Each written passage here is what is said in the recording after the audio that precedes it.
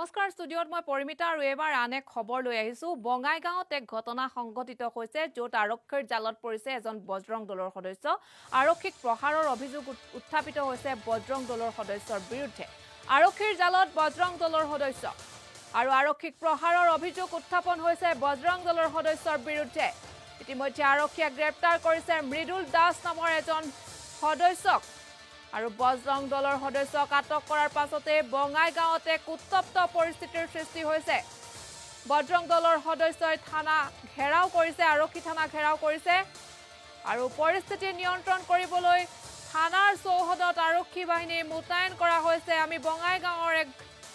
খবৰ জনাই আছো উত্তপ্ত পৰিস্থিতিৰ সৃষ্টি হৈছে বঙাইগাঁৱত এজন বজৰং দলৰ সদস্যক আটক গ্ৰেপ্তাৰ কৰিছে বঙাইগাঁৱত আৰক্ষীয়ে আৰু আৰক্ষীক প্ৰহাৰৰ অভিযোগ উত্থাপিত হৈছে এই সদস্যজনৰ বিৰুদ্ধে আৰু সদস্যজনৰ নাম হৈছে মৃদুল দাস আৰু তেওঁক ইতিমধ্যে আৰক্ষীয়ে গ্ৰেপ্তাৰ কৰাৰ সন্দৰ্ভত বঙাইগাঁৱত এক উত্তপ্ত পৰিস্থিতিৰ সৃষ্টি হৈছে বজৰং দলৰ সদস্যই ঘেৰাও কৰিছে আৰক্ষী থানা আৰু পৰিস্থিতি নিয়ন্ত্ৰণ কৰিবৰ কাৰণে থানাৰ চৌহদত আৰক্ষী বাহিনী মুতায়ন কৰা হৈছে আৰু এই মুহূৰ্তত আমি বঙাইগাঁৱৰ এক ভয়ংকৰ খবৰ জনাই আছো এক থানাত এক উত্তপ্ত পৰিস্থিতিৰ সৃষ্টি হৈছে আৰক্ষী থানাত আৰু পৰিস্থিতি নিয়ন্ত্ৰণ কৰিবলৈ থানাৰ চৌহদত আৰক্ষী বাহিনীৰ মুতায়ন কৰা হৈছে বঙাইগাঁৱত উত্তপ্ত পৰিস্থিতিৰ সৃষ্টি হৈছে এজন বজৰং দলৰ সদস্যই আৰক্ষীক দুৰ্ব্যৱহাৰ প্ৰহাৰ কৰাৰ অভিযোগ উত্থাপিত হৈছে আৰু যাৰ বাবে আৰক্ষীয়ে মৃদুল দাস নামৰ এইজন বজৰং দলৰ সদস্যক গ্ৰেপ্তাৰ কৰিছে আৰু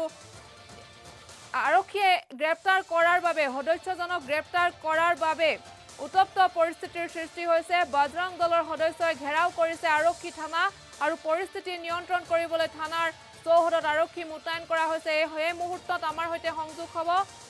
বিক্ৰম ৰঞ্জন ৰায় তাত উপস্থিত আছে বিক্ৰম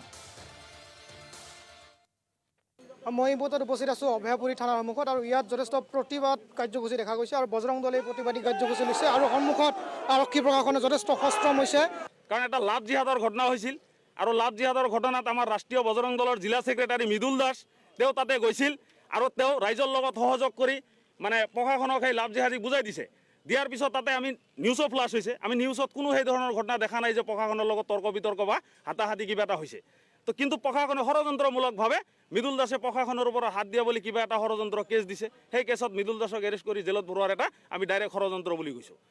কাৰণ আমি নিউজত পোৱা মতে কোনো ধৰণৰ আমি সেনেকা দেখা নাই যে মানে তাতে হাতাহাতি হৈছে মৃদুল দাসে প্ৰশাসনৰ ওপৰত কিবা এটা কৰিছে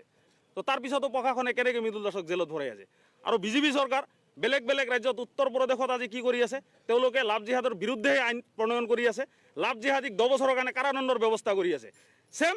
একে চৰকাৰ বিজেপি চৰকাৰ আমাৰ অসমত কিন্তু অসমত আমি উল্টা দেখা পাই আছোঁ লাভ জিহাদৰ প্ৰতিবাদ কৰিলে তাক জেলত ভৰাই আছে লাভ জিহাদীক নবহে